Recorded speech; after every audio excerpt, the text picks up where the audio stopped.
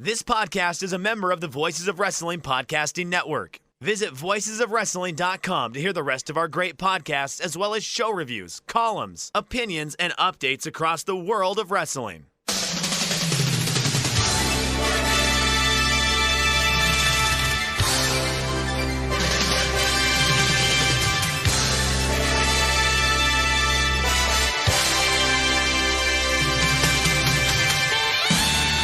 Hello everyone, welcome to the CBJ Cast. I'm Joel Abraham, joined by my wife in the room making as much noise as she possibly can, and Damon McDonald. Right, Damon, it has been an extremely turbulent week in the US, and it is something that we both feel that we can't hand wave, because I imagine it's on your doorstep. I mean, I haven't really spoken to you in depth about it, and you should talk about it, but like you, I'm a little bit nervous about doing so, because I've been told that talking about things like religion and politics will automatically halve your audience, and I've got in trouble with that before for getting political. People say, "Oh, the show never got political when Colin was there," so I choose my words very carefully when I say Black Lives Matter, fuck Donald Trump, fuck the police, all coppers are bastards. Am I right, Damon? Yeah. Yes. And I'm the people who say just stick to the wrestling. You're going to be sadly disappointed, and I don't know how you can at this point. Like, I don't know how you can stand that ground. There's nothing to talk about, so we're going to talk about this, at least for a little bit, because it is, as Joel mentioned, it's right on our doorstep. Finally, I guess, finally, it's right on our doorstep. Yeah. So again, for the people who know, I'm right outside Philadelphia. So, and Philadelphia's had a rough go at it, a very rough go at it, and it's weird in the sense that if you talk to anybody, it's eye-opening, it's scary, it's exposing, it's hits a lot of raw nerves, and it's well overdue. See, and I'll get a little deeper into it, at least for me, in the 5 days that I've had. But yeah, I can't agree more with Joel. Black Lives Matter, man.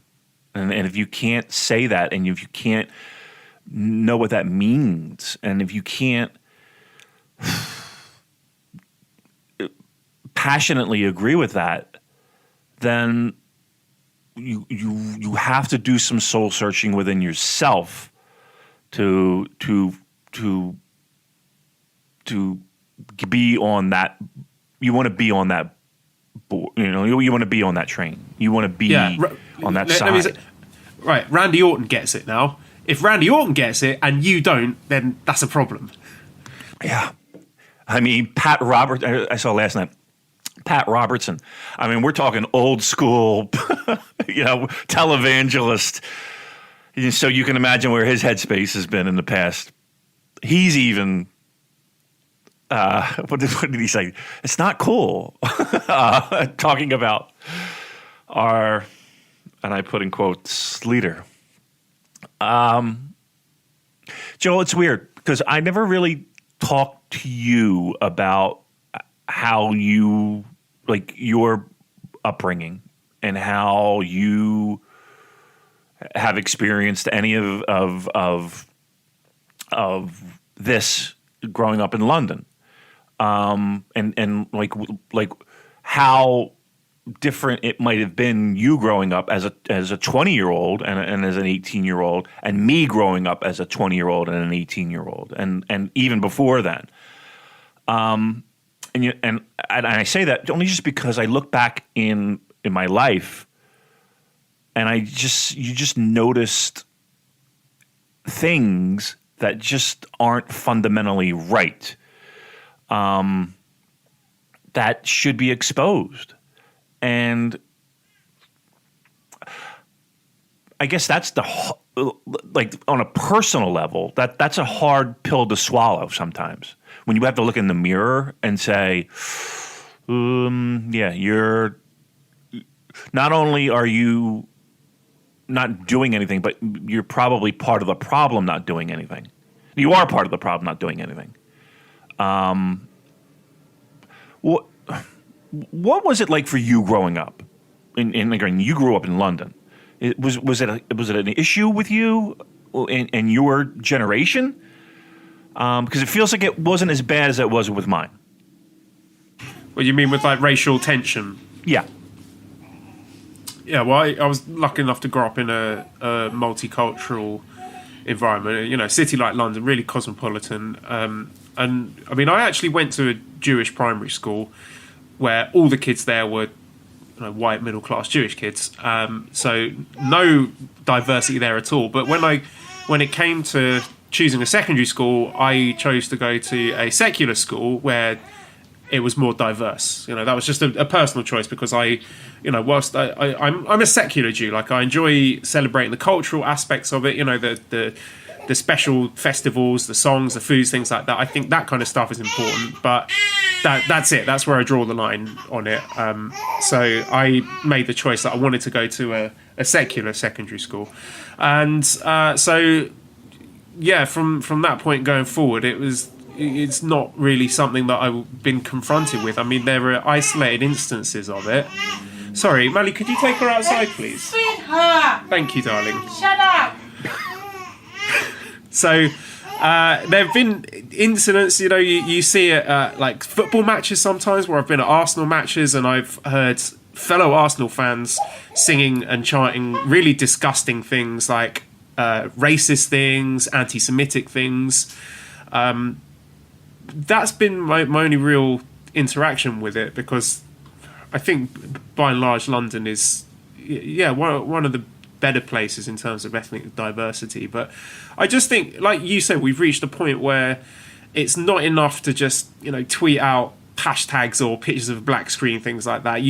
It's come to the point where we have a moral duty to confront this stuff when we're faced with it. When it comes down to things like people, close friends or family, when they and I've experienced that. My mum or missus might say ignorant stuff, and you got to tackle that head on. You don't just laugh it off and different generation, blah blah blah. You have to question that and say, why did you say that? What does that mean? Is that that's not accurate?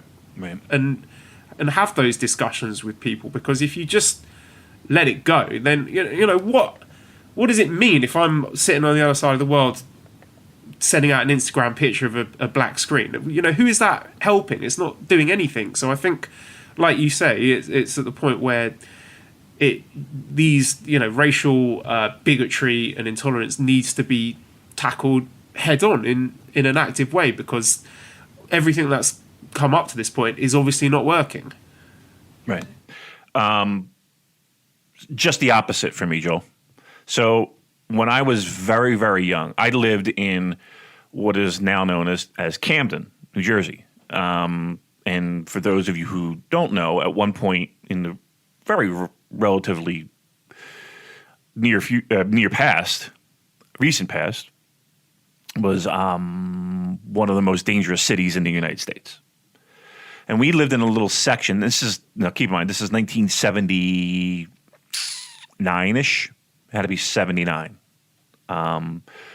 We moved because my family, and this was a section of Camden that was known as White Camden. There was like 5-7 streets, a pocket of area where there weren't any black people. It was none. And I was maybe just starting school, but I remember moving, and I remember a conversation where it was because my sister was going to have to go to Camden High School, and we couldn't afford Camden Catholic High School. We couldn't pay for her to go to school, so they decided to move. And where we moved to was a town called Gloucester City. And in the 80s and the 90s, and just for verification purposes, fellow New Jerseyan Joe Lanza, I'm sure, would agree that in the 80s and the 90s, Gloucester City was probably the most notoriously racist town in all of New Jersey. To the tune of, we had no black families in our town. We had no Hispanic families in our town. We had one Asian family, the Engs, that everybody knew because they were the only Asian family in the entire town. We had no black kids in our school. None. From 7th grade to 12th grade, we had none. I have friends that had never seen in person a black person until they were like in 4th or 5th grade. I guess, when do you start like kids football leagues? On TV, sure, not in the flesh. In school, like I remember listening to something this week, and it was kind of just shocked me back into like, whoa, my God, I that is true. I remember that. In my area, in school, Joel, you might be, our listeners might be a little shocked at how I learned eeny, meeny, miny, mo. And that was taught in school.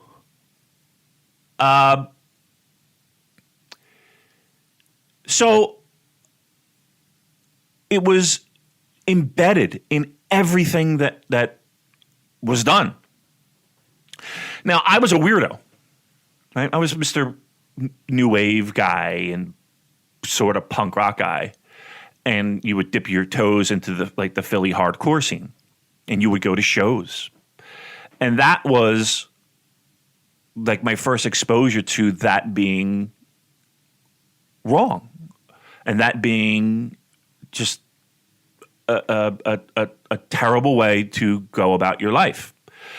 And the reason why is because we would have skinheads at these punk shows, and kids would be like, well, those are the skinheads, and they're shitbags, and here's why, because of the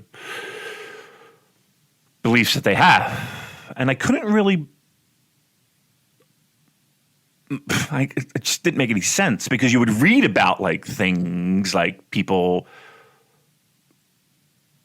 being skinheads and stuff like that, but you just didn't really think it was real.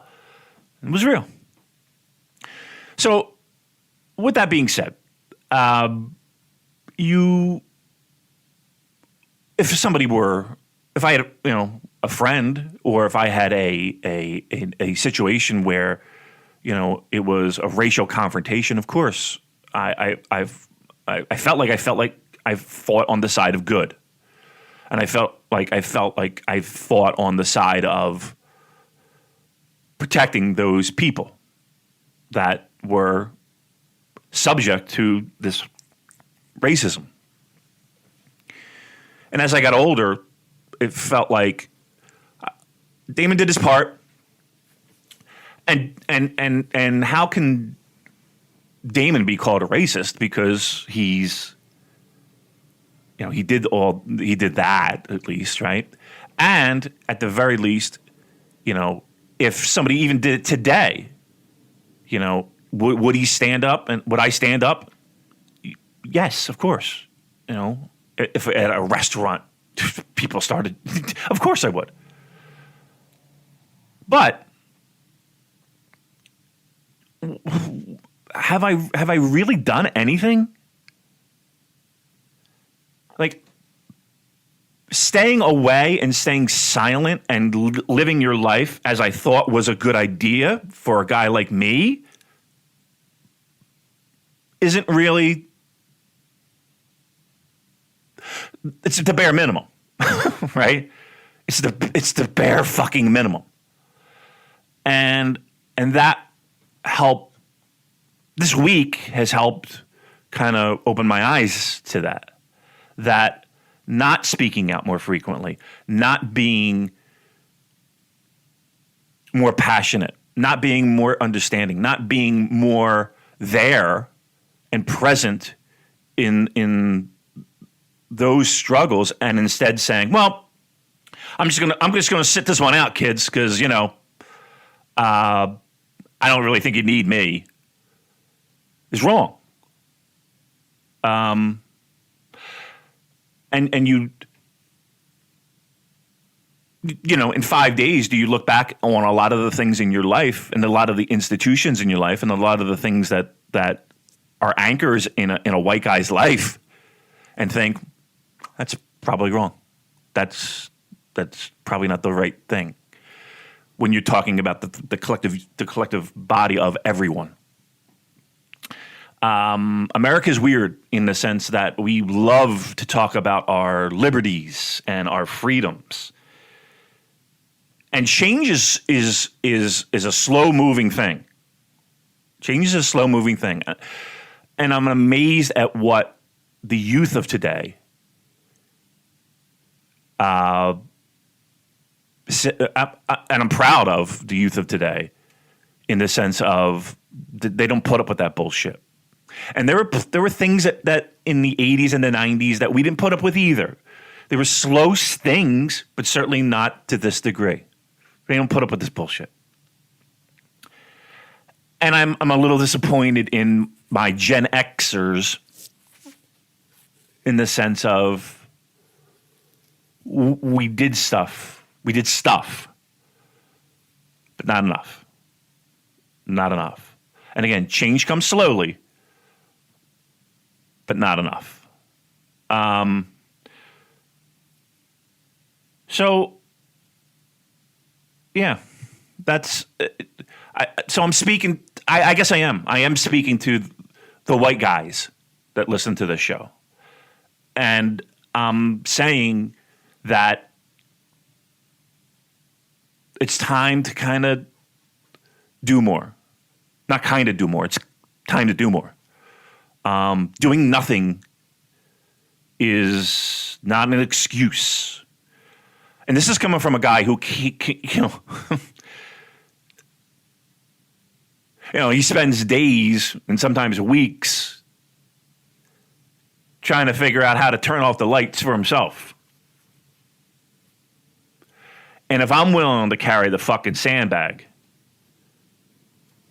I need you guys to too. So, with that being said, it's been a bit of an uncomfortable week, which is good because diamonds come from pressure, right? Diamonds come from pressure. So, while the looting was scary and the anger scary, and the sense of confusion is scary. Know that is a part of you growing as a person, to do what you can to stop the madness and the horror and the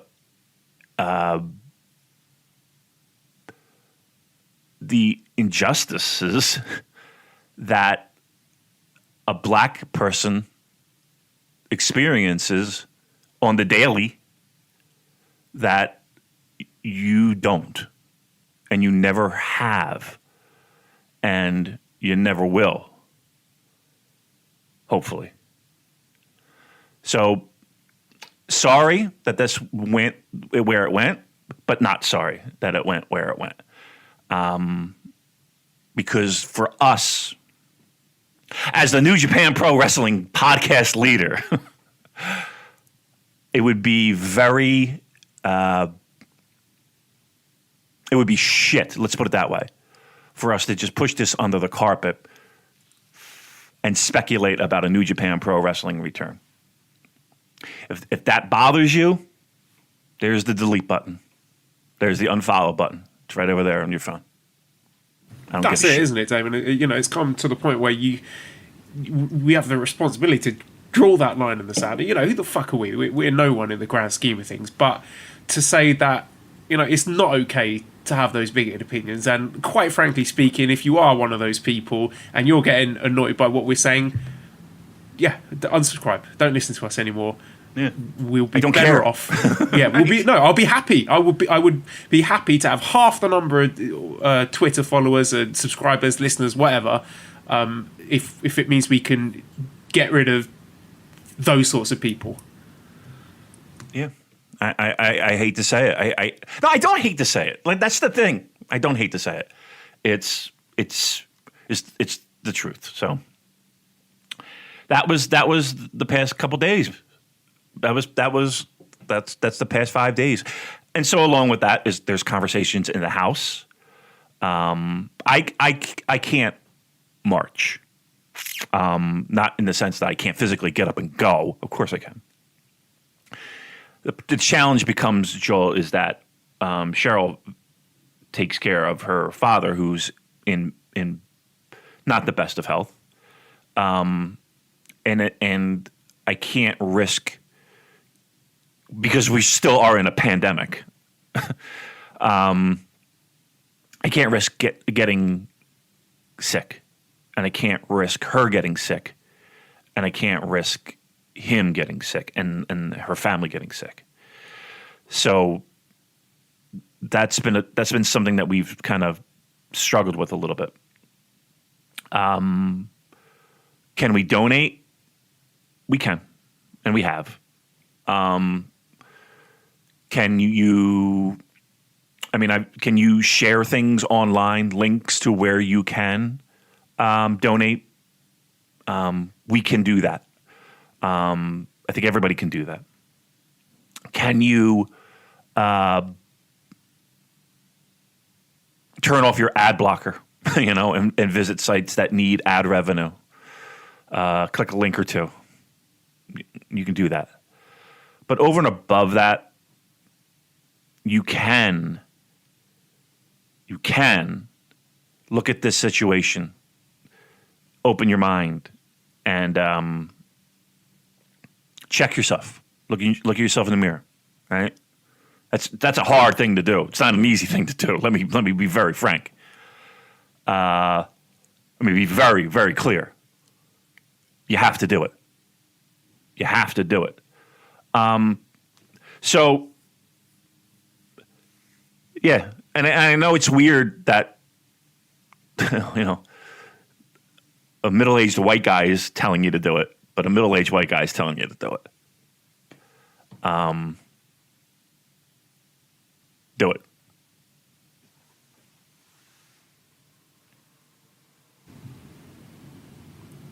Well, it feels very trite to try and segue that into talking about wrestling again, but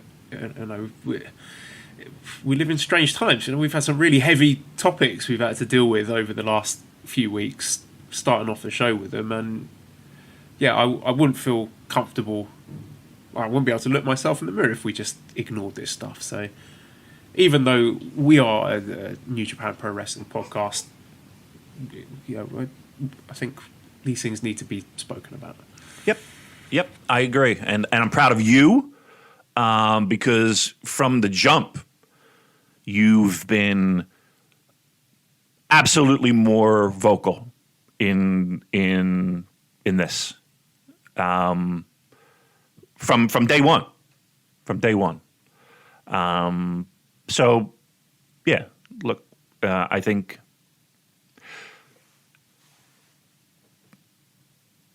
I'm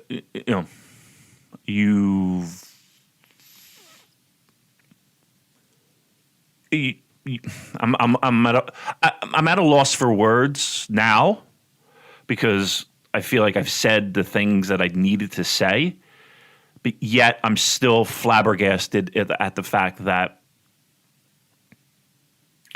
I don't know if you saw an image of there's just been many images this week, and I know I wanted to transition into pro wrestling. The protesters, we have a highway 676, and I've been on it many times. I don't know if you saw from Philly where they were protesting down 676 highway. Looked to be pretty peaceful. Police chucking tear gas in a crowd. Kids, doing the right thing. Yeah, they were running up a hill to get up the street, and there's a gigantic fence there. And it's not like they can hop over this fence. Cops are lobbing tear gas into the crowd. They're not doing anything. They're trying to get out, is what they're trying to do. And they're just constantly lobbing tear gas. And it was just one of those, what the fuck is, what? And that's one of hundreds of videos and images I've seen to that extent. I've just sat like transfixed to my Twitter timeline, just scrolling and just video after video after video of the same thing. Yeah. Like tear gas being thrown into people's cars, people being maced in the face with pepper spray for no reason, tear gas grenades being thrown into people's homes, and you just think, you're trying to make sense of it. What is the purpose of this other than just cruelty and sadism? And that's the only conclusion I can come to. That is the point. The cruelty is the point, which seems to be the key theme of the Trump administration. The power is the point. It feels like it's the power. It's about losing power. It really is. It's about giving up more of what you have, and people holding on to that as tightly as they possibly can by any means necessary.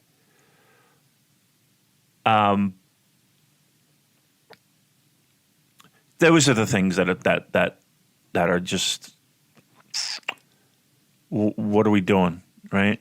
How is this acceptable? How is this okay? And listen, I'm not going to sit here and tell you that I'm cheering looting, because I'm not. But I will tell you this, that it's easier for me, and I'm going to underline the word easier, for me to understand and feel that, oh, looting's wrong, you're stealing, great, as opposed to the struggles that a black man has in the United States. Right? It's easier for me. Yeah, I mean, those things can be fixed, things can be replaced, you can get money back, but lives can't be replaced. Right. So to me, you can't compare those two things. It's false equivalency. Right. But your initial, well, what the fuck? What the fuck is going on? Reaction, right? That's easy to stick with you. It's easy to stick with you. It's easy to see that and just be fixated on that and be like, well, that's wrong. This whole thing's wrong. They should shut it down. They should, where's the, it's easy to do that. I'm not saying it's not. Got to look deeper. Got to look deeper. And what's the alternative? Because all the peaceful methods of protest achieve nothing. Right, not for nothing, but you bitched and moaned when a guy wanted to take a fucking knee during the national anthem. 4 years ago. The guy got blackballed from the fucking league. 30-something teams couldn't pick this guy up. Nobody wanted to touch him. Bad egg. Over a fucking kneel. Oh, oh my God, every game. You can't fucking handle a quarterback kneeling.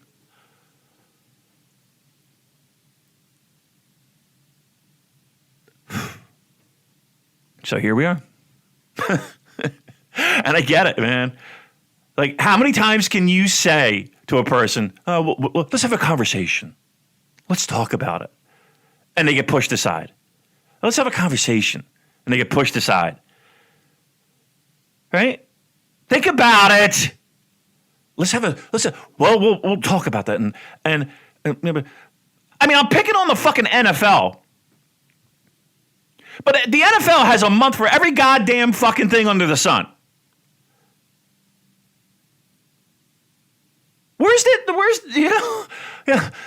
They don't talk about racism in sports. They don't. Not in the United States, they do.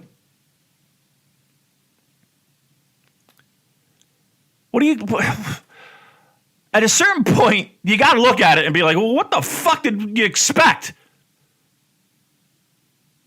Again. And there's the historic precedents as well. I mean, there were massive riots after the Martin Luther King Jr. assassination, the Holy Week uprising, which caused tremendous amount of damage. But then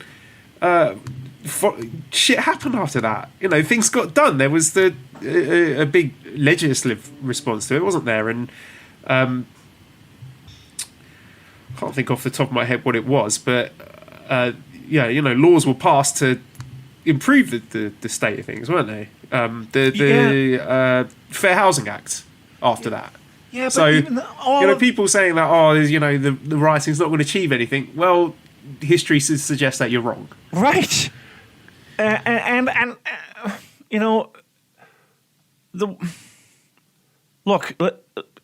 We've gone through a long stretch where this has just been put under the rug, and people have just gone about their lives. Gone about their lives. And understand that, and again, I'm not sitting here talking like I'm fucking an expert, because trust me, these are new feelings and new thoughts and new, you get, when somebody points out something to you about yourself that's not pleasant, the first instant reaction is, of course, denial. And you put your fists in the air, and you're not going to take that. Because I did it.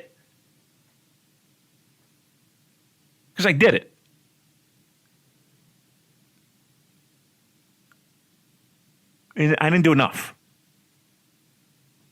I didn't. And I'm telling you right now, you didn't either.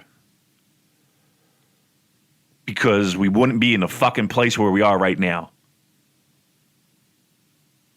if we did. And this is not, don't give me this white guilt shit.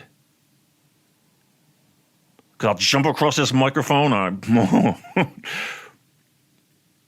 Don't give me that. Look at it like a logical human being.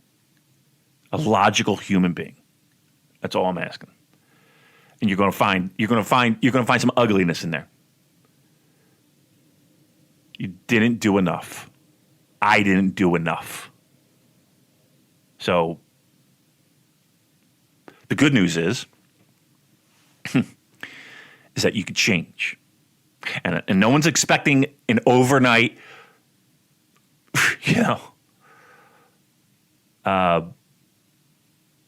reconditioning.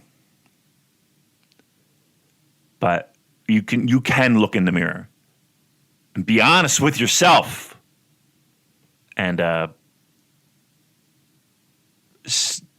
help. All right, that's it. I'm all in favour of reflection and growth and rehabilitation. The ability to look at yourself. We've all done it, to look back at a thing we've done in the past and realise, what, that was wrong with me. I shouldn't have done that, or that was a stupid thing to believe. but I have more information now and I've changed my mind. And I think being able to do that is really important. I think there's too much in society where, it's the instant cancellation, which causes people to double down. If there isn't that room for reflection and for growth, then it's not going to happen, is it? You're going to get people doubling down on shit takes and not growing as people. So, yeah, there's got to be that space in society to learn new things and new information to reconsider, recalibrate where we are as a person. It is, and I think that's vitally important. And I think the biggest challenge here, though, Joel, is the fact that, again, I think the definition of what is expected has changed for a lot of white people, in the sense of, I'm a good person. I pay my bills. I take care of my family. I'm not racist at all. I have black friends. I have black friends. Not enough anymore, is it? No, it's not. It really isn't. It isn't.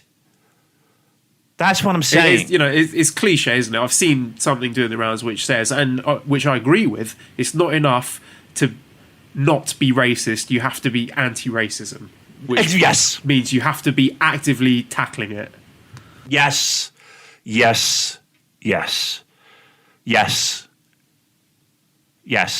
trust me, I always kind of thought that, do you really want me? What am I, this is, I don't think I really know all the issues, and I really don't think I know all the, okay, it's my job to know the issues. I cause the issues. You gotta know the issues. Gotta know the issues. You can't fucking hide in your house anymore.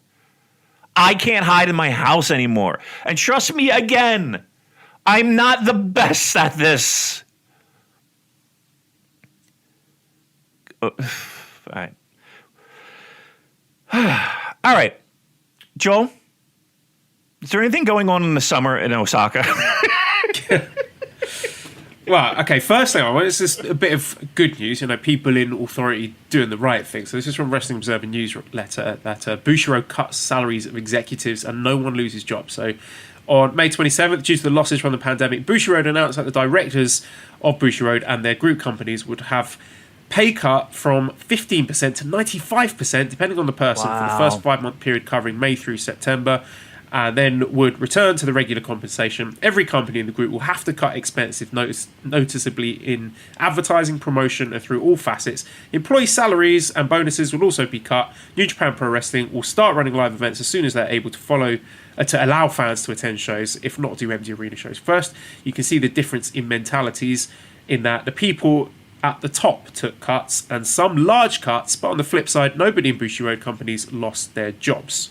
So it should be noted that Bushiroad is a publicly traded company, so they have shareholders to answer to, yet they still made this decision. Great job. Honestly,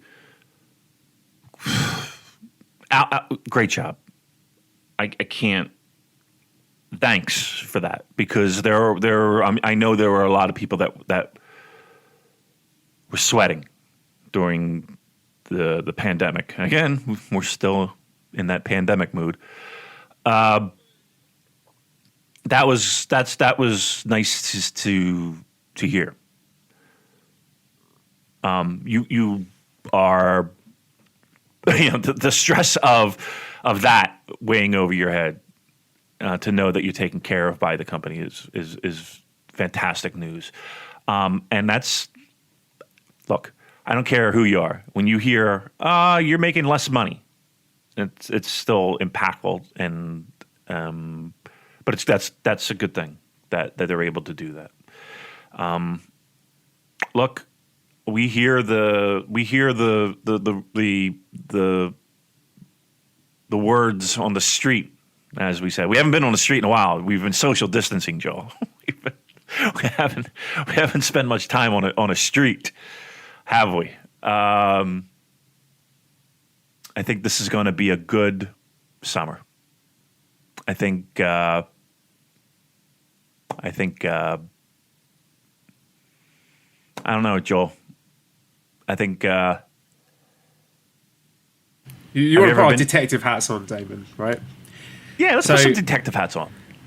I saw a story from eFight on Twitter saying Korakuen Hall will be closed until June 15th, but it seems the plan is to have no people shows until July the 9th. So it appears that things are moving in the right direction. I want to temper this with some stuff coming out of Tokyo that the numbers of COVID-19 cases are just slightly on the rise, and 2 Giants players tested positive today, which you might think doesn't bode well for sports there, but we'll have to keep an eye on that. So with that huge caveat that this is entirely dependent on how the virus situation plays out in Japan. With what Harold Mayer said and with what I've seen from this eFight story, let's try to speculate and hypothesize and prognosticate on what this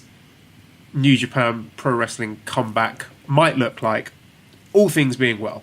So, let's look at this as in terms of likely or unlikely. Do you think, Damon, that we are likely to see empty arena shows in the month of June from New Japan? In the month of June. Let me check my notes.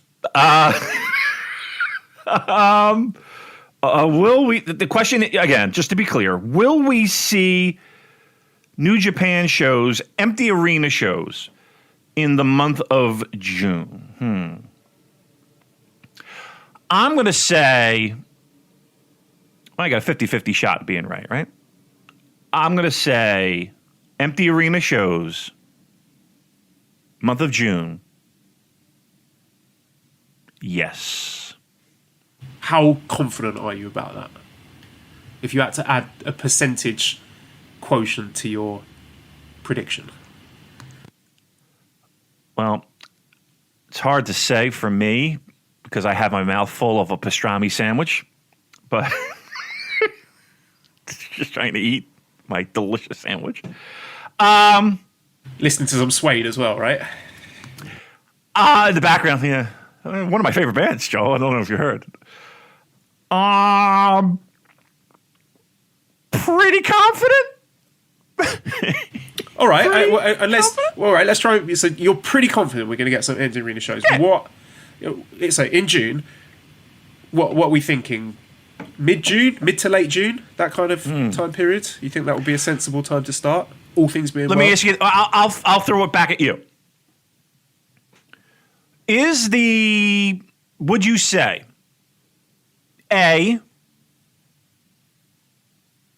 before? Let's do it over and under. Do you think we'll see shows before the 14th of June or after the 14th of June? I'm going to err on the side of caution and say after. I am pretty confident that we'll start seeing some shows after. And there's a conversation we had before, and judging from what the eFight thing said and what we know about the relationship between New Japan Pro Wrestling and the owners of Korakuen Hall, how confident are you that we will get some empty arena shows at Korakuen Hall from the latter half of this month? I know they have a great relationship, right? They're the best customers. And I know best customers. And I know that with the amount of and the volume of business that they do, they are able to work. I don't want to say better deals or maybe have a little bit more of a inroad. I don't know, but I know that there is an absolute relationship. That's number one. Number two, it's almost kind of like a home base, right? Wouldn't you say that, Joel? Wouldn't you say that New Japan Pro Wrestling at Korakuen Hall is kind of like a hub for New Japan Pro Wrestling? So the importance of a comeback, if there is one, in June, late June, as we're speculating. I'm sorry, I got some pastrami. Hold on one second. Let me get this out of my mouth. That's peppery. I would think Korakuen would be on the docket, right? I think safety precautions taken in place. I'm sure that's already being talked about, right? Regardless, I think Korakuen's got to be a venue that's penciled in. Wouldn't you think? Yes, I think given all the information that we know, we can fairly confidently predict and speculate that we might get a few empty arena Korakuen shows towards late June, early July, to possibly set up some stuff for the future. So, which brings me on to my next question, then, Damon. I'm sorry, Joel. Hey, Cheryl, can you get me another pastrami sandwich, please? A little lighter on the mustard. Thanks, love. So, my next question, then, with an eye towards that first show or shows back when you're allowing fans. Now, there was this Hokkaido tour, which was announced earlier on in the year. With everything that we know, do you think they run this Hokkaido tour? Bearing in mind that, presumably you want to be making a big deal out of the fact that you're allowed fans back. And two, these are relatively unfamiliar venues. When you have all those things that, the restrictions and the procedures you need to put in place, which absolutely fine with venues that are a known quantity to you, but with all these new venues in Hokkaido that you haven't run for ages, do you think they take that risk and still run the Hokkaido tour?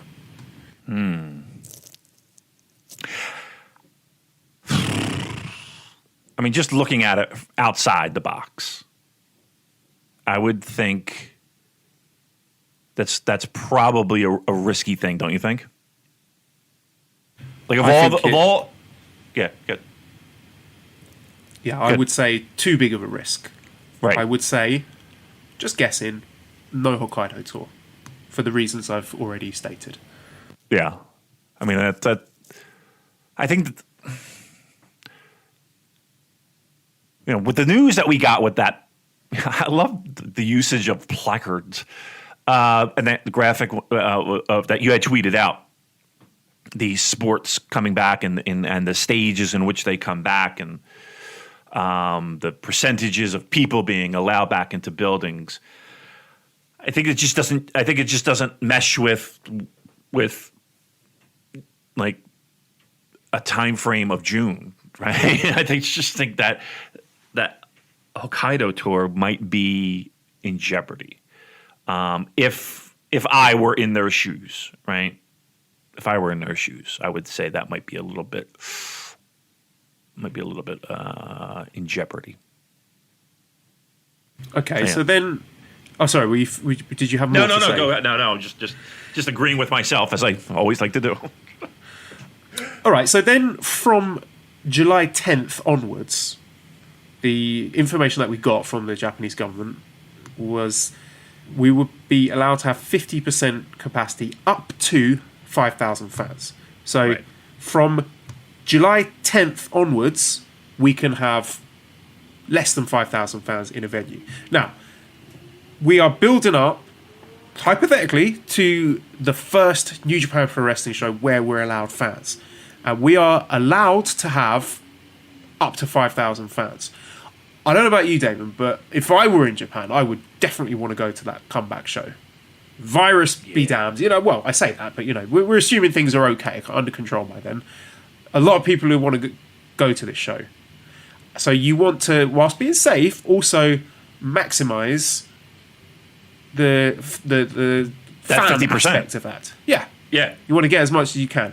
So, I'm thinking of it like this, right? So, Dominion, probably off the table, right? That's usually, early to mid-June? I don't think we're going to be seeing Dominion at Osaka-jo Hall in its usual date.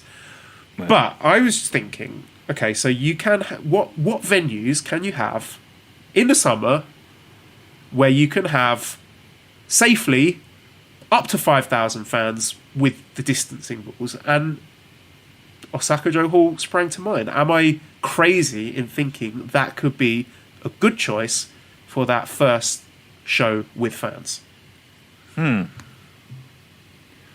Right, you want to maximize that percentage of fans that you can have, right?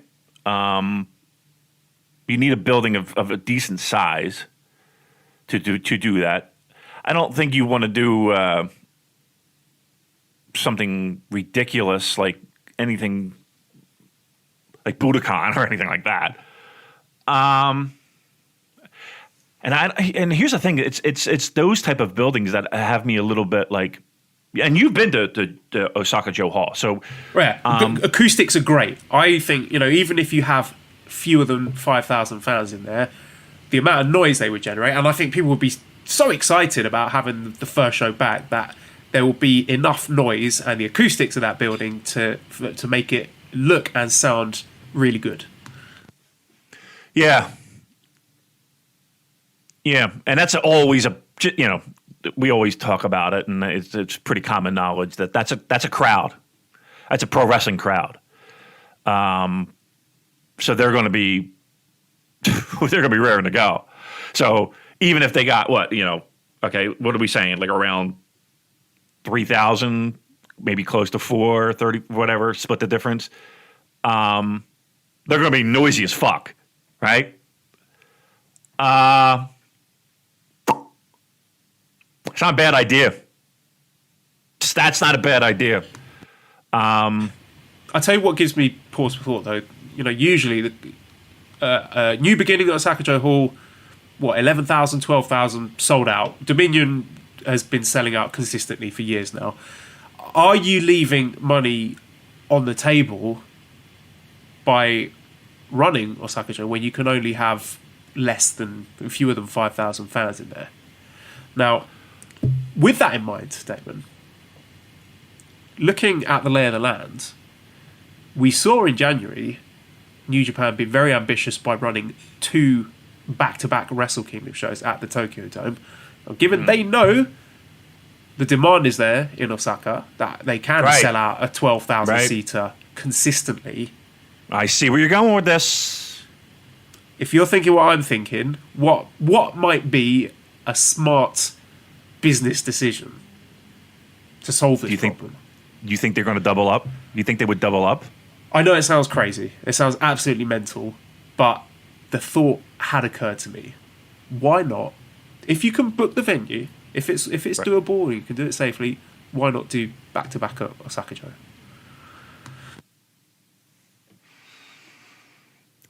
I think that first show, you already got the green light. You already got the venue. Wherever that may be, going back to back is a really smart idea. That's a pretty fucking great idea, actually. I mean, we have no way of knowing that they haven't already thought of this, right? But yeah, I mean, they're keeping their cards very close to their chest, as rightly so. But having been to that venue twice, I think. Talk to me about the venue. Talk to me about the venue for a second. It is a legitimate sports arena, right? Yes, it is. For a building with a 12,000 seat capacity, it's surprisingly intimate, and you got excellent tiered seating, so there's not a bad view in the house. Wherever you're sitting, you get a great view. Okay. So you've got everything going in favour of you there. You got a city which is going to be absolutely desperate to see some wrestling. Osaka fans make a ton of noise. They are so noisy. Both the Dominion shows I went to have been incredibly loud. A venue that they are familiar with, that they run, now more than once a year. You can have up to 5,000 fans. You can have them spaced out. And acoustics can be good. You get that intimate feel. Ticks all the boxes, doesn't it? It really does, man. It really does. It really does. That's solid. I know we're getting all hyped up here, You know what I mean? I know. This is all going to be off the table the next day. The Japanese guy, right? Lockdown's back on. No pro sports until 2021. Right. I mean, what we have. Listen, Joe has a lot of free time on his hands. Let's be honest here, right? So, baby duties aside, daddy duties aside. Joe's a pretty smart guy. He could put 2 and 2 together.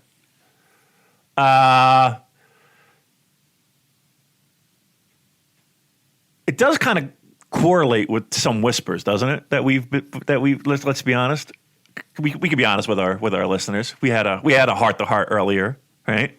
We had a heart to heart.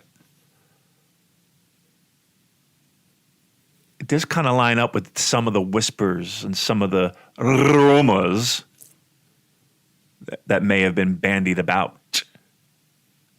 Am I wrong, Joel? Couldn't you, in the immortal words of Francis Urquhart from the British version of House of Cards, which is much better than the American one, you might very well think that. I couldn't possibly comment.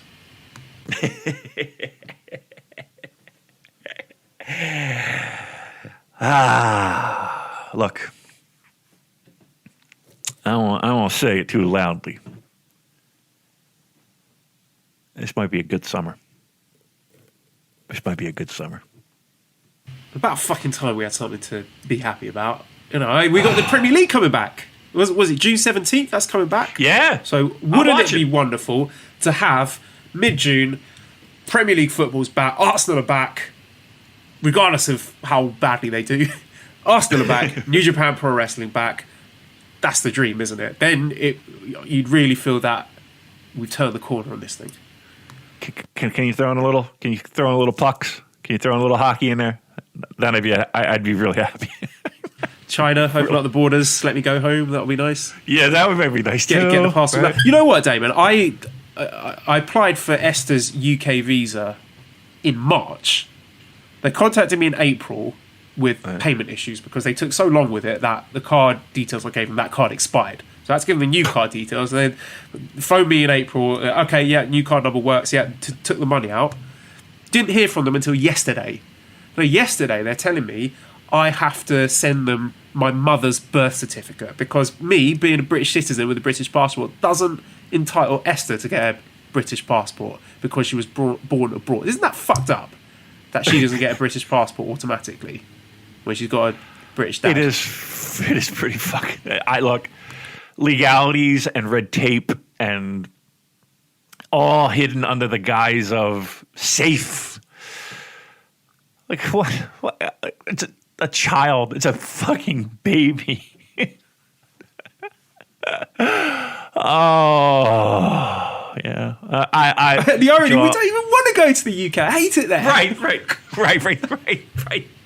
It's not like this is like a vacation where, yeah, you don't even want to be there. Let's be honest.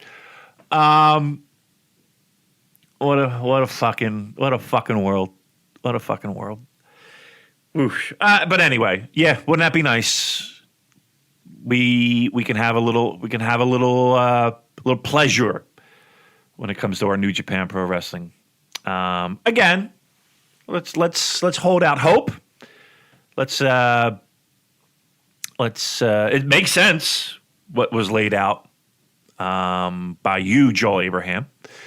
Just connecting the dots, David. Just doing a bit of detective work from information that's already out there. So you're a very smart guy. You have a doctorate. Am I correct? Dr. Joel Abraham. Am I correct? Am I correct? Correct. Yeah. No. I'm not a doctor. I'm a master. Master. Master. Can I call you Master Joel Abraham? Can we introduce you as Master I'll tell Joel? you this, Dave. If my or our wacky predictions come true about things to pass over the next month or two, then certainly can. Right, yeah. I want to thread. I'm going to thread on all popular wrestling sites pointing to Master Joel Abraham. That is how he will be addressed now and forevermore. If this comes to pass. All right? We want some respect We want we want to shop at the Eaton Center. Oh dear. Let us in. Tell us why. Let us into Osaka Joe Hall. Let us in. We want to see wrestling. We want to watch wrestling. Tell us why. Tell us why. I wonder what that guy's doing right now. I wonder how he's making out. Probably get in touch with him. Get him on the show. Yeah. I mean, have him do a voiceover. Have him do an intro for the show. Oh, that would be amazing. Wouldn't that be great? I would love that.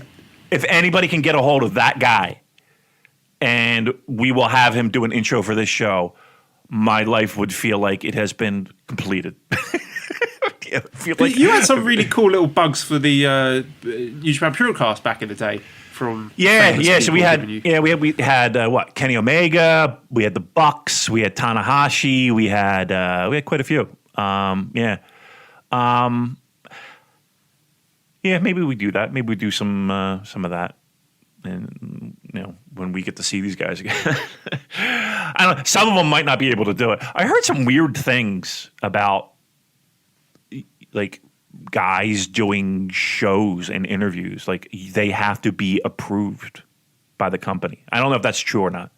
Like if we wanted to reach out to, I don't know, pick a fucking guy, Hinare, or if we had to if we wanted to reach out to Robbie Eagles or whatever,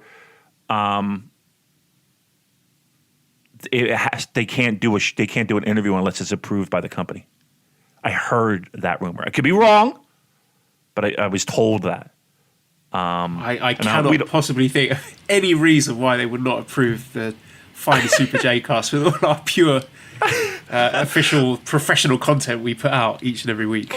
Well, right. But here's the thing. When we do our interviews, and they're rare, we don't really have wrestler interviews. I don't think we've ever done a wrestler interview. I mean, we've had Kevin Kelly on, and he's been awesome.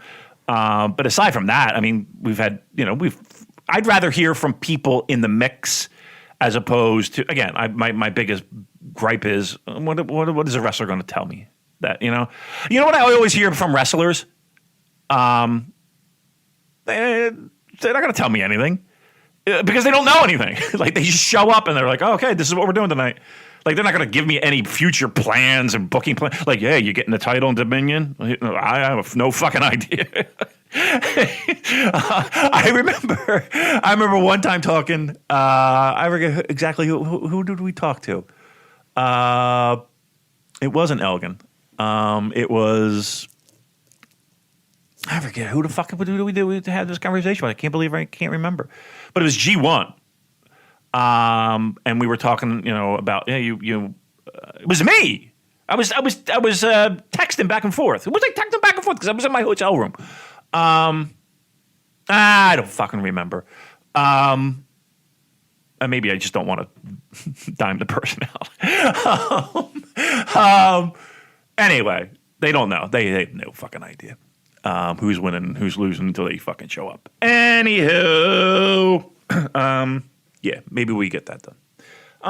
Anything else going on in the wacky world of pro wrestling? That was all the news. I've got less than 50 minutes before I need to have a work meeting. So maybe we do an abbreviated version of the Super J-Cast Classic Watch Along. I think it's okay. Oh, yeah. I hope won't be going on for much longer, Damon. Not that I've not enjoyed it, but it would be nice to talk about some fresh wrestling again. But here we go. So, April 21st, 1983, in the Kurame Kokugikan, the NWA World Junior Heavyweight Championship Finals between Tiger Mask, the first Tiger Mask, Satoru Sayama, and Dynamite Kid. So our resident historian Manabu, who's now on Twitter, you can follow him at SJ Manabu to get his brilliant historical context. This match actually happened 8 times. Most of them were on New Japan World, and Manabu has provided links to all of those. And as we know, it's one of the biggest rivalries in New Japan history. Best opponents for each other, and you could argue a blueprint for the Golden Lovers, just with the kind of synergy that they've got. So this was I haven't seen too many Sayama matches. I saw one with Steve Wright, which I thought was tremendous, but it wasn't showing Sayama at his absolute best. But this match certainly was. I mean, the speed and the sharpness of the execution is quite remarkable for a match in the early 80s. Even in the opening exchanges, like there's that real snap to everything, a real crispness, and it's just so thrilling to watch. Sayama is a guy who's really acrobatic, timing spot on, and little punctuation marks throughout the match. Like there's a bit where he drills Dynamite Kid in the face with the Savat kick, or when Dynamite Kid kips up after an exchange. You get all these beautiful sequences that end with a little flourish and a huge crowd pop. And Sayama, he's not just flips. His striking is hard, his moves look painful, and he's got a bit of swagger, he's got a bit of arrogance to him as well. Like the bit earlier when he feints with a plancha and spins around and stands in the ring looking all supreme. And I thought Dynamite Kid was terrific here as well. Great selling, good screams. It's a difficult act to be able to scream and sell an injury in a convincing way. But I thought Dynamite Kid was very good at screaming. And this is a match that's nearly 40 years ago, and it's still great. There's like a reckless, kind of dangerous edge to the match when they start flinging themselves around and flinging each other out of the ring over the guardrails. A little bit confusing because the bell keeps ringing. It seems like the match keeps stopping and restarting, so I couldn't really follow what was going on there. And Dynamite Kid grabbed the mic and was saying something, and then he goes mental at the end. He's got a broken glass bottle. He's headbutting the ref, bringing the full glory of British fighting to this wonderful wrestling match. But definitely one that I think all fans, it's a must, isn't it, for New Japan fans to go back and watch stuff like this. Yeah, it is. It's a staple. It's a cornerstone. But think back at that time, how absolutely crazy revolutionary that was. And truth be told, I know there was a huge, I'll say huge, portion of pro wrestling fandom that looked at that as kind of like the modern day equivalent of Jim Cornette ranting on a podcast over the Bucks and Kenny Omega. That it was exposing the business, and that it was too much flash and not enough substance. And how can you work a style like that? That those arguments throughout the years are not, right now it's not like these are new arguments. They've always been there, but see where we are. I would dare to say that Tiger Mask and Dynamite Kid matches influenced pro wrestling and pro wrestlers more than it hurt business, right? At the time, Tiger Mask was so fucking popular as a merch seller and as a kids icon and even as a wrestling fan icon, and Dynamite Kid as well. So yeah, they are must watches. They are matches that changed the way that junior heavyweights work. And they are, and even heavyweights to a certain degree, because they would look at those matches and be like, "Well, what the fuck do I have to do to top that shit?" Sayama was. I don't think there was anyone in the ring that was faster. Like the speed in which he did things, and the lightness, and the fluidity, and the just this, as you described it, the snap. Like I've yet to see anybody match that in ring, even today. And I watch it and I'm just blown away by what he can do and how quickly he can do it. And Dynamite Kid is, I don't want to say underrated, Joel, but what a fucking worker that guy is. Like, and every match he's doing these dangerous spots. And look, let's also be truthful if we're going down that road. Style did a lot to really bang up that body, right? He is the blueprint of you're taking years off your career working that style. But if we're talking about legendary matches and cornerstone matches for New Japan Pro Wrestling, those are must watches. And this is a fun match and a great match. But yeah, revolutionary, yes. Groundbreaking, absolutely. Still holds up to this day. I really think so. All right. Well, from one legend to another. No. What's happening? Oh no. Okay, hold on a second. Hold on. Yep. What? We're going. Can you take? Why are you listening to her crying? Yeah, I can hear her crying, honey. That's why I'm picking her up now. She's with me, little baby. She's okay. She's okay. Oh my lord. Oh. The life of a podcaster, I tell you. The life of a internationally renowned, is that the word I'm looking for? Podcaster. Joel, baby duties never stop. Daddy duties never stop. All right, we're back. That's all right. We're just talking with friends about how daddy duties never stop. And even though we're in the midst of the world's most popular podcast, period, daddy duties don't stop, and you have responsibilities, and Mally will make sure you're reminded of those. Absolutely will. All right, so our next match then was the IWGP Junior Heavyweight Championship with Naoki Sano versus Jushin Thunder Liger from January 31st, 1990 in the Osaka Prefectural Gymnasium. So again, we go to our historian Manabu. In 1984, Keiichi Yamada and Naoki Sano had debut matches with different opponents at exactly the same date, March the 3rd in Korakuen. And the next year in the first Young Lion Cup, the final was Yamada versus Shunji Kosugi. Sano went on excursion to Mexico, and Yamada went on excursion to England and Canada. So, as we all know, Liger was a character of comics and animation, so New Japan had a connection with author Go Nagai, so there was another tie-up with the animations there. So, Naoki Sano came back to Japan in '89. New Japan ran the first Tokyo Dome show in the same year, and he had a match against Hiro Saito.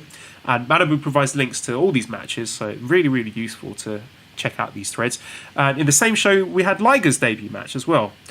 Liger challenged for the junior title the next month, but actually Liger was not very popular at first. So we already had seen Sayama, the first Tiger Mask, but Liger struggled.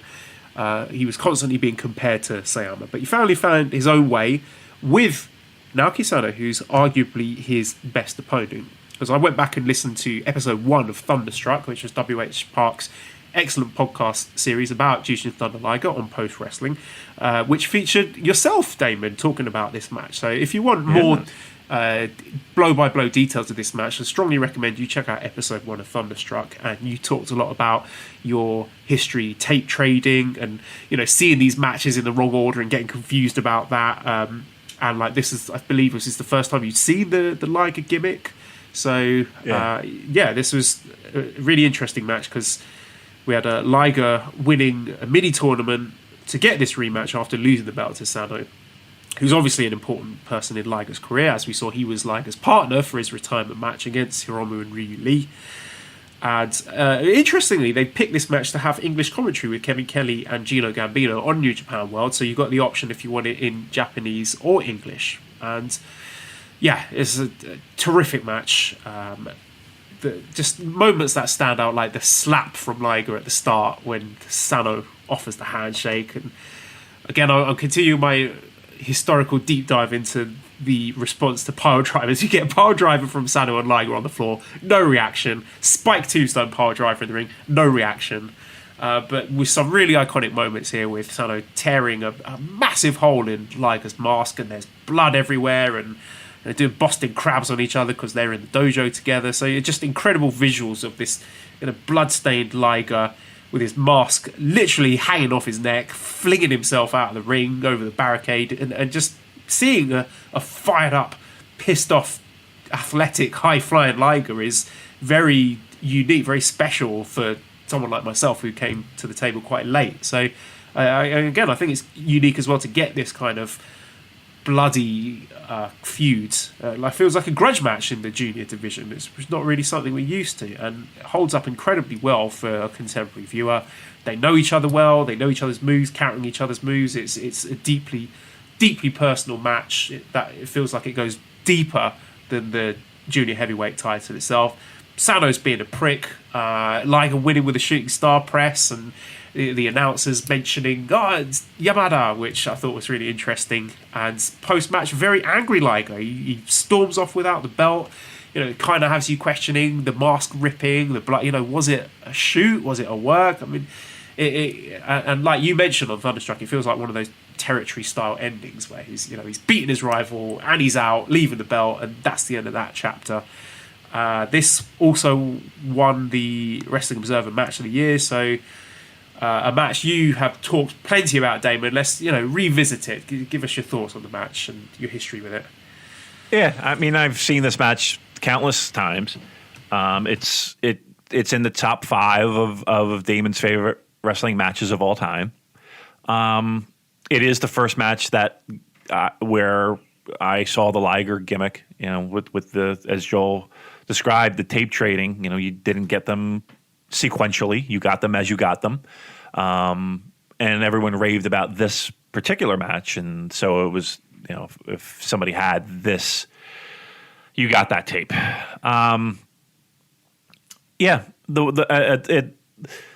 The feud was brewing for a while. And they traded that IWGP Junior title back and forth.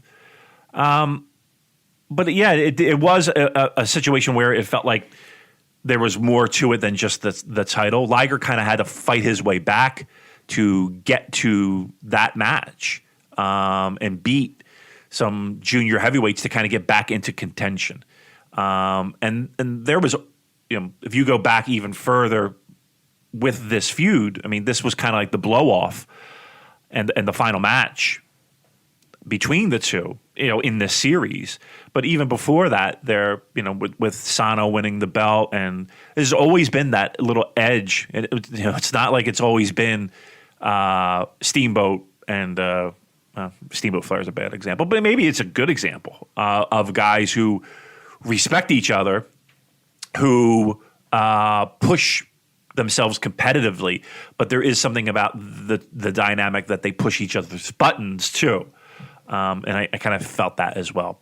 Of course, iconic in the sense that Liger brings back the shooting star press. It was a move that, it wasn't like he constantly did that. It was kind of like his, when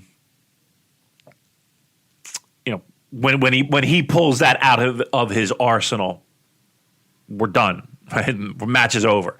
So I wouldn't even consider it. It was his finisher. It was his exclamation point finisher where you're not kicking out of this fucking thing. Very similar to what we saw with Naito at the Dome this year, right?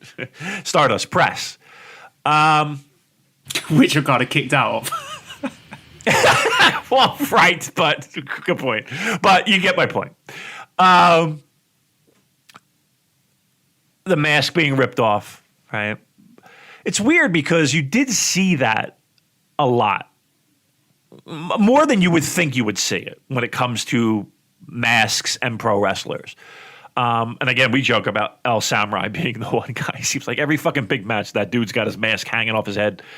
But the visual, the blood, the mask hanging half off, like the fucking first Spider-Man movie. The definite heat between the two. The shooting star press and Liger winning the title. It's, what would you say? It's maybe 12 minutes, 15 minutes at most. But it's a great, spectacular pro wrestling match that capped off a great feud. And like I said, it was the first match for me that brought Liger and the gimmick of Liger live in person. Well, not live in person, but at least live on VHS videotape. To me, after seeing him years, kind of in that young lion mode as Kichi Yamada. Our next match was Iizuka and Nagata versus Kawada and Fuji from the year 2000. It's December the 14th. So it's New Japan versus All Japan's strongest tag battle. So the context from Manabu, he's zoned in on Iizuka himself. So a bit of history for Iizuka. So his name Takayuki Iizuka joined New Japan in 1986. He and Hiroshi Hase were sent to Russia to be trained in Sambo in 1988. Next year he had a mixed martial arts match in Osaka-jo Hall. And links to all this stuff is on Manabu's Twitter at SJ Manabu. He was chosen as Riki Choshu's tag partner when Choshu challenged for the IWGP Tag Team titles. It was a huge selection because he was just a young boy at the time, and surprisingly, he was able to take the title in 1989. He was chosen as Fujinami's tag partner too and appeared on WCW in 1992, and their opponents were the Steiner brothers.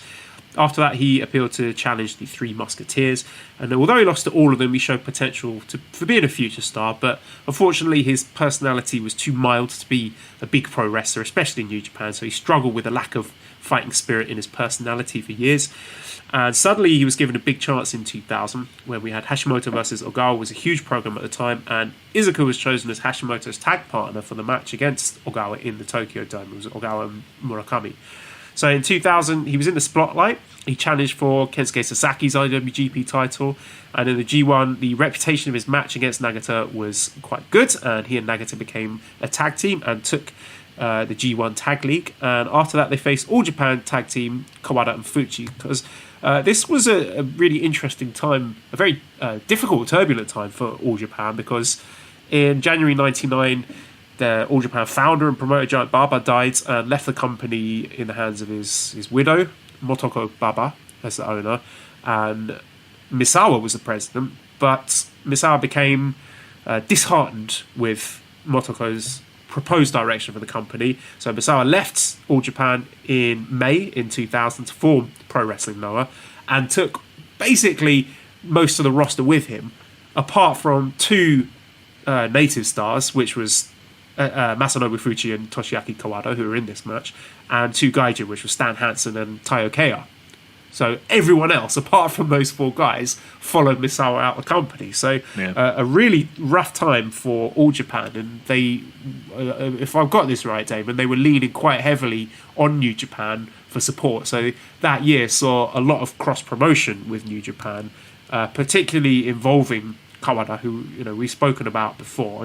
He's one of my favorite guys, like favorite non-Japan guys, and like he really feels like the big star in this match because he beaten the IWGP champion Kensuke Sasaki in a non-title match in October of this year at the Tokyo Dome, where afterwards Sasaki was so disgraced that he vacated the title.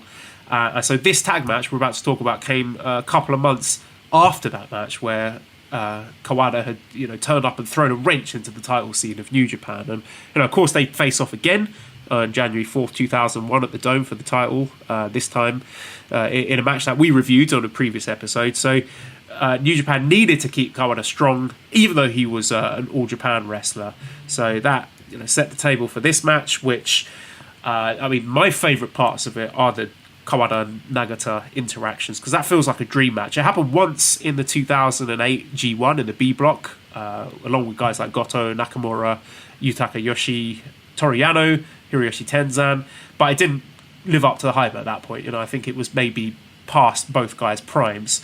But I think this match is great. It's like a blueprint for a great inter-promotional main event. So there's a lot of talk about maybe having a big, dream show, co-promoted show with all the different companies in Japan getting together and doing something, and this could be the sort of thing they do. Like, I think you can do a 30-minute draw that sends the fans home happy, and this is just terrific to watch. We have dueling submissions with Nagata doing his leg lock and Kawada obviously with a stretch plum, and just looking at Iizuka, he's almost unrecognisable as this fiery underdog babyface in peril, and he's paired off with the veteran Fuji's being an absolute dick and beating him up for most of the match, and Nagata struggling to get the hot tag over and over again, and just a really great finish with the time limit expiring as Nagata and Kawada just teeing off on each other, exchanging leg kicks, slaps, high kicks, and just a really, really fun tag match to watch. When you look back in history of when promotions invade or wrestlers, show up at a rival promotion, the excitement level is pretty much through the roof, right? Because you do have the opportunity and the idea of dream matches occurring. In hindsight, though, and then looking back, it's that it means that the promotion's in a little bit of trouble, right? And even though from a pro wrestling in front of the curtain point of view, it's exciting and it's fun and again, dream matches and the idea of guys working together that you never thought would occur behind the curtain. It's almost, if this doesn't work, it's almost a desperation move, right? And the last legs, and you saw that with UWF and UWFI and War and even now here, right, with All Japan. And yeah, you're right, Misawa. I don't want to, I don't want to shit on the relationship that he might have had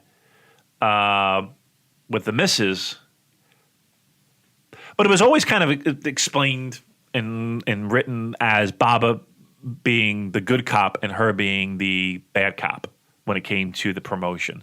And you were left with the bad cop only, who might not have been the best at dealing with the talent and might not have been best with dealing with the business partners, because again, she had a role to play for years, and now that's you don't have that dynamic. it's all bad cop, because that's all she knew. I liked this match a lot, and I liked it for very much the same reasons you did. And I think I like it more now in hindsight because of what I know Kawada was able to do in his career with All Japan, and appreciate it more. But even more so with Yuji Nagata, and to be able to appreciate both of those guys, and be able to look back over their careers on this match, because that's really what I was thinking about most. And I don't know if it truly resonated with me at the time. It more felt like, again, an invasion angle or a, what we've seen in the past with New Japan. But it wasn't, I don't know if I had the full appreciation for what these guys were and what they've accomplished and all of that. It was just more along the lines of, oh, this is a great dream match. So in that sense, I'm kind of glad that you did pick this one. You picked this one.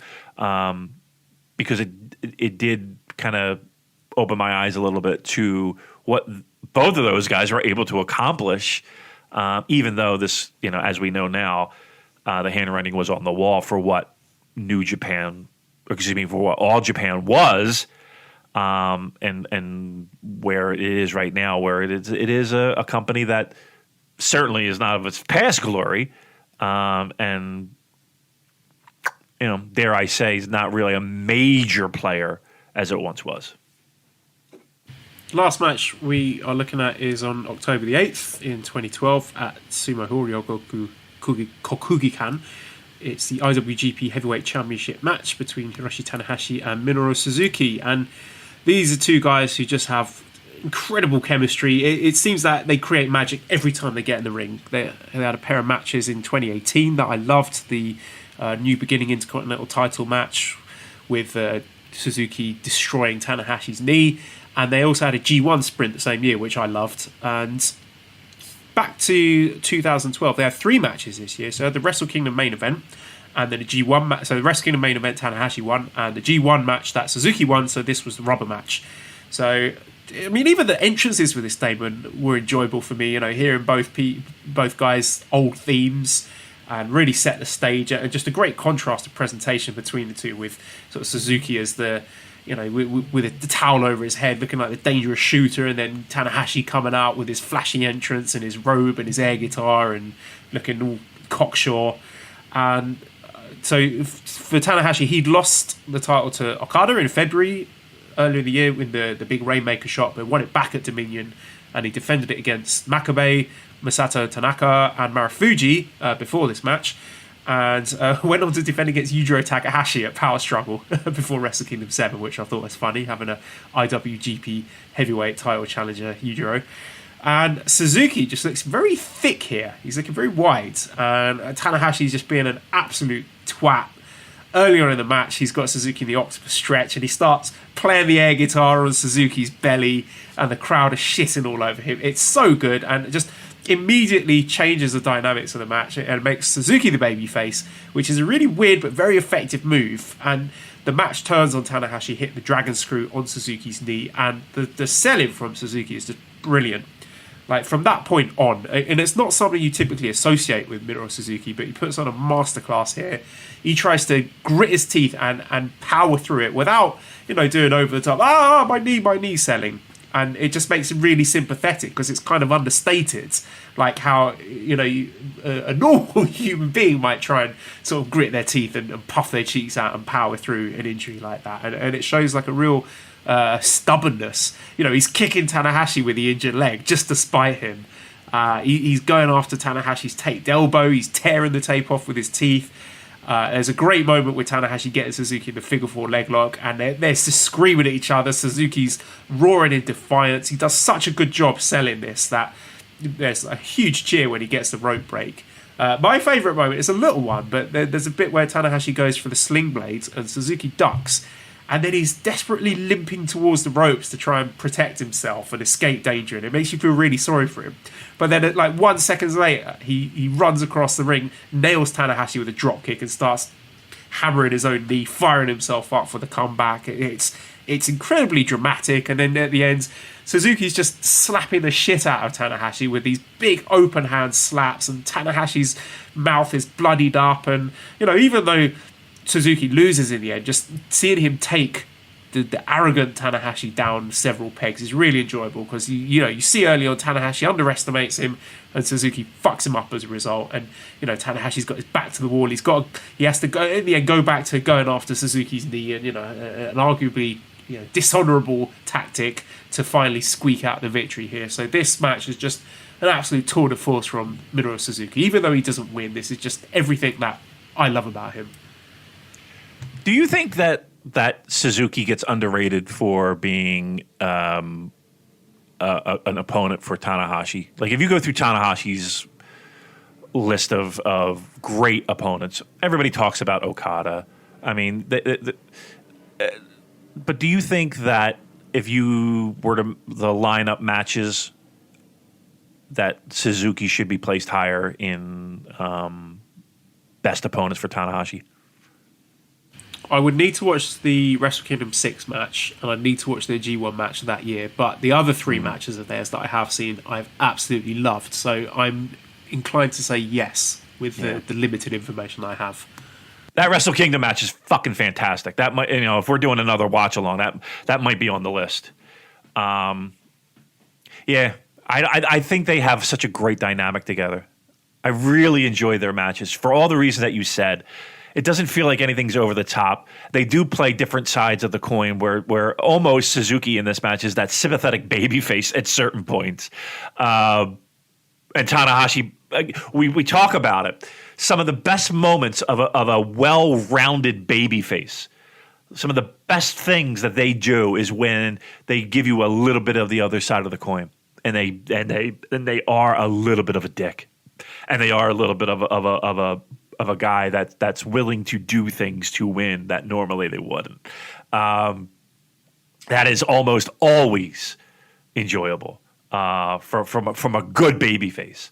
Yeah, I think, like I said, I think this match. But now, just on the matches that you've seen, do you think that this one feels like a different dynamic in that?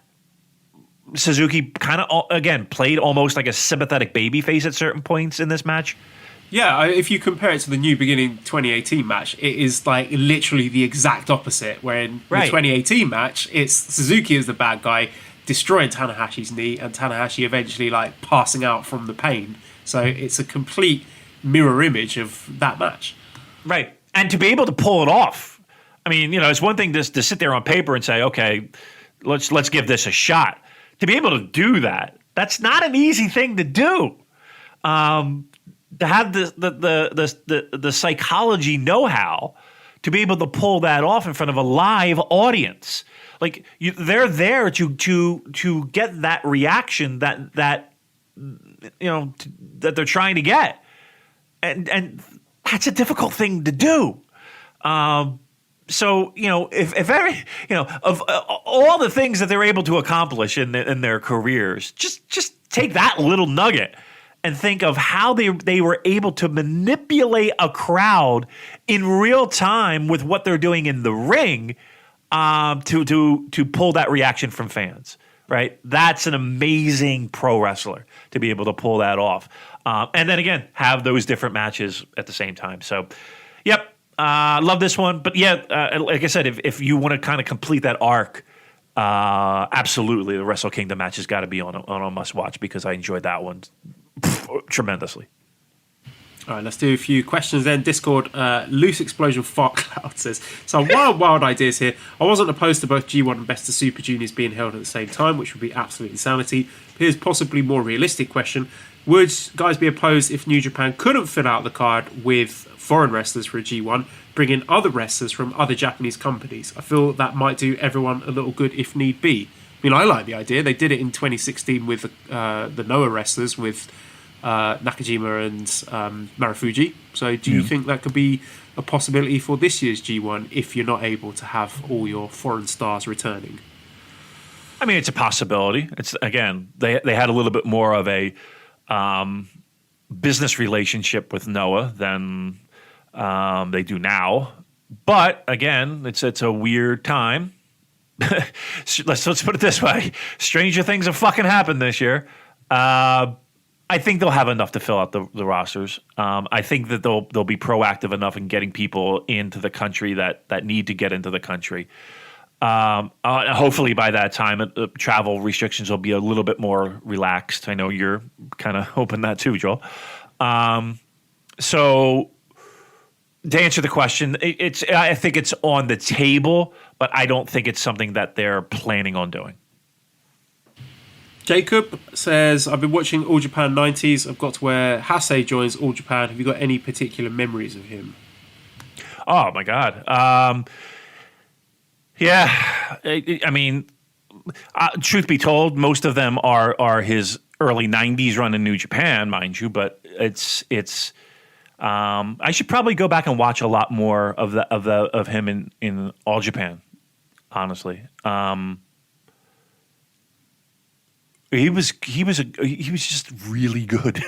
I hate to be vague and all, but yeah, he was really good. That's probably the most lukewarm take of any human being could possibly have on a pro wrestler. He was really good.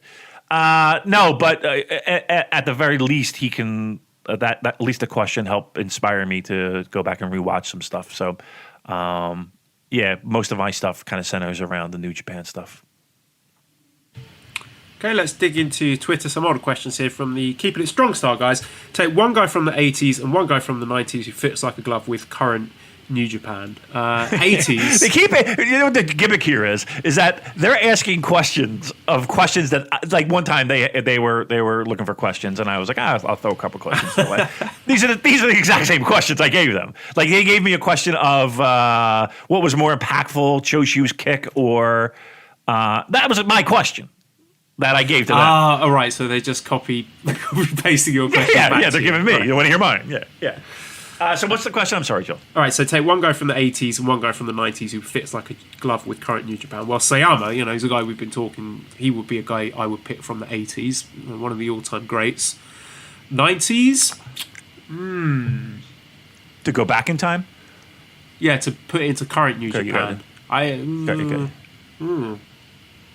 not sure. Hashimoto. I think he'd be a good fit and a different look in modern day New Japan. So Sayama and Hashimoto would be my two picks. I would go Muda, like prime young Muda, unbanged up knee Muda. And 80s, who would fit like a glove?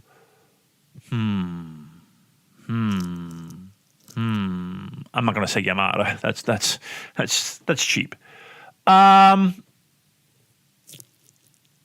I say Nobuhiko Takada? Oh yeah, that's a big one. Glove. I think he would fit like a fucking glove. So I might go that route. Dynamite Scott says we had 3 big retirement ceremonies already this year. With the pandemic, it's possible more to come due to age or health concerns. Who are most likely to hang up the boots? I mean, I guess you're looking at Tenzan. He would be next on the list, wouldn't he? Probably at the top. If you're looking at the dads, Nakanishi's retired, so I think Nagata and Kojima can still go. Tenzan will be the next one, and Honma as well at some point in the not too distant future. I was going to say that, of Chu, I think those two might be the ones that are like, okay, time, every day that we're not wrestling is another day closer to when I should be hanging them up. So I wouldn't be surprised if it's one of those two. Bash says, question, favourite game soundtracks for Joel? Mine are Street Fighter 2, Streets of Rage 1, 2 and 4, also Grand Theft Auto series. Streets of Rage 2 is an all-time great soundtrack. I mean, Yuzo Koshiro is one of the greats when it comes to video game soundtracks. I'd have to look, actually, because my iTunes music library is chock full of video game soundtracks. Just scrolling through it, stuff I've been listening to recently. I think the Hollow Knight soundtrack is really good. Shovel Knight, it's kind of chip tunes, kind of late 80s, early 90s style NES retro stuff. That's really cool. It depends what kind of mood I'm in as well. I might come back to that one. I want to make a proper list and answer that question properly. All right. I got an answer. I got an answer to this one. Yeah, I can get in. How about Tecmo Bowl? Do you remember Tecmo Bowl? It's a football game, but it's classic. The biggest classic joke about it is that Bo Jackson just destroys everybody. Like if you pick Bo Jackson or the Raiders on your team, you fucking dominated that game. You could run end to end 7 times and nobody touch you. But this, it's just I don't know. Just I couldn't do it in my head, but I just remember Tecmo Bowl a lot. So maybe I would go that route. We have a question from Biss he says, any memories of Akira Nogami in New Japan? His prime is kind of a blind spot for me. I've been watching more of that time period catching up. Koji Kanemoto and Jushin Liger versus Akira and Heat was extremely enjoyable. Any memories of his rivalry with Kanemoto? Yeah, so I mean these are kind of names, Akira and Heat, even like Kendo Kashin. Those are kind of like the lost years of the juniors, 2000s area. I think most people know Akira Nagami as the guy who was in the Dome on one of the Starrcade shows against Liger. That was the one where Liger had the green and yellow outfit. Yeah, and wasn't Akira Nagami also in this tag team? I think it was called JJ Jax, I want to say. Double J Jax. He was a guy that was kind of mid-card guy to me. And he never felt like he made a next level. He was good. I wouldn't say great. But yeah, those... going back and watching Heat, yeah, that's kind of like when Liger was starting to get phased out a little bit. Still in the mix, but yeah, that's a time where people don't really talk a lot about. That's pretty weird. Maybe we do a rewatch of Heat matches. I'll be up for that. Get on Cage Match. I'll pick one. Yeah, that might be fun. Yeah, because that's stuff that again kind of gets pushed under the carpet when it comes to the junior heavyweights. But good job, yeah. Akira Nagami was good. I can't say great, but he was like a solid mid. I was going to say somebody else, but I don't even think that's a good comparison. I'll leave it at solid mid card guy. Dadbod God says, "What's the first thing you want to do when all restrictions are removed?" I miss things like being in a crowded pub watching a football match. Yeah. Just that, the sense of being packed together. It's a little one, but one that I miss. Yeah, like I said, I think I talked about it last week. I miss looking forward to things. That's what I miss the most. I miss looking forward to things. Okay, That's it. Yeah. Lewis says, "What happened to gaming, Damon? I can't remember if you finished Shadow of the Colossus or not." Well, no, I've never finished it because it's intimidated me and it has totally fucked up my psyche to defeat. So I have not jumped back in. But Gaming Damon is he's alive and well. The Pro Wrestling Booking Simulator TEW. I am all in. I have a real world mod that I'm actually playing right now. It's I forget the name of it, but it has different stars from different eras all into one. So like if there was some magical thing where Lou Theas could fucking be in with Magnum TA at their prime. So that's what I'm doing right now. So I'm kind of running an NWA. I'm actually looking at my roster right now. I did an Excel spreadsheet of all these different stats. It's color code. It's fucking amazing. I'm really proud of myself. But right now I have here's my roster right now. I have Flair, Dusty, Terry Funk, Ole Anderson, Arn Anderson, Dick Murdoch, Harley Race, Tully Blanchard, Ricky Steamboat, Adrian Adonis, Ivan Koloff, Magnum TA, Dick Slater, Wahoo McDaniel, Stan Lane, Robert Gibson, Ron Bass, Buzz Sawyer, Barry Windham, of course, because I got to hold off from jerking it, Ricky Morton, Dory Funk Jr., Don Kernoodle, Manny Fernandez, Randy Rose, Dennis Condrey, Tiger Mask Sayama, Sam Houston, Kendall Windham, Ronnie Garvin, and Tommy Rich. That is my current roster right now. And I'm booking shows and I'm making money and it's fun. So I've been doing that. From a PS4 perspective, Joel, I just downloaded Call of Duty World War II. That was like the free game of the month. So I just downloaded it yesterday. So I'll play that a little bit. And I've been playing a lot of the Crash Bandicoot because it's fun and it's just goofy and it's just drive around in a circle. So that's fun. Yakuza, I've been playing, but not as religiously. I haven't really gotten past the part where he's now in charge of the child, but I haven't jumped back in yet. But Gaming Damon is alive and well. Arc White Flame says, "Do either of you ever go on trips to the countryside at any points to enjoy the fresh air and views?" I love going to the countryside. It's a bit trickier for me to do given that I don't have a car, but when I get the chances, especially in China, I mean, there are some really spectacular natural places to go to. Just things like picking pomelos in the rainy counties nearby in Fujian province where I live, or going to the mountains of Guilin and places like that. There's some absolutely stunning natural countryside places there. What about yourself, Damon? Yeah, so what we do is we just get in the car and drive on Saturdays. So we'll stop at a coffee place that does curbside. We'll fill up and we'll just drive. So we'll go into Pennsylvania and the mountains that are there, and North Jersey. If you go in certain sections of North Jersey, it's really, really awesomely nice. It's not like just all city. And even South Jersey. South Jersey is pretty notorious for the farmlands and the fields and on all that. So, that's what we do. So we don't go anywhere. We don't, it's not like we're shopping or we're doing anything like that. We're in a car, driving, listening to music, and yeah. So that's been a big part of this whole pandemic thing is actually seeing parts of the state where we'll look at each other and be like, have you ever been on this road before? And be like, nope. Well, here we go. That's been a pretty cool thing during all this. Anwar Starwin says, "If either of you could go back in time but return to the same point you left at prior to the trip during your past for a week, which week and year would it be and why?"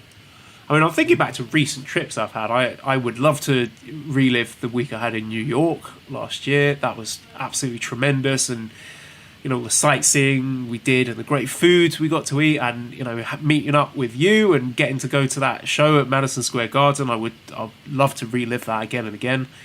And my trip to Kansai, to Osaka in 2018 for Dominion.